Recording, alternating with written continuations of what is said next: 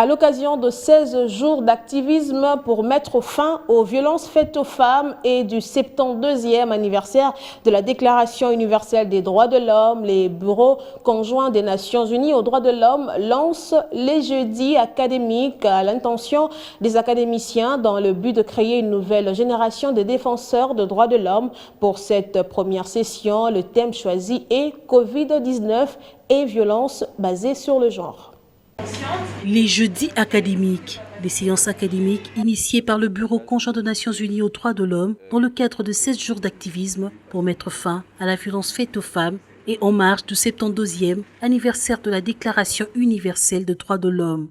Finalité, permettre aux jeunes défenseurs de droits de l'homme d'approfondir leurs connaissances sur la question. Sa première session ce jeudi était axée sur la Covid-19 et violences basées sur le genre. Le BCNUDH précise que ces différentes sessions visent entre autres à créer une nouvelle génération de défenseurs de droits de l'homme. Votre présence témoigne non seulement de votre désir à vous faire une place dans la grande famille des droits de l'homme.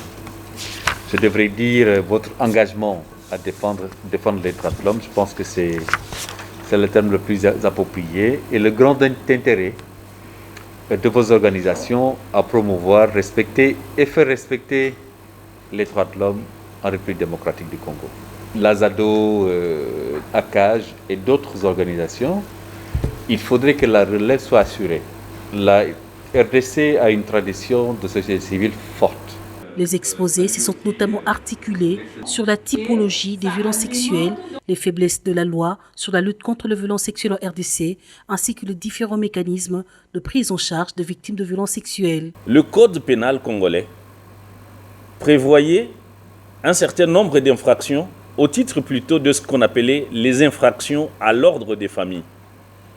Et il y en avait 4. L'avortement, l'attentat à la pudeur et le viol, les attentats aux mœurs et les outrages publics aux bonnes mœurs.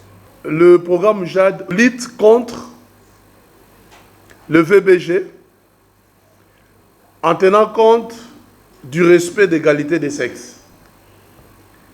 Et deuxième, c'est améliorer la prise en charge holistique.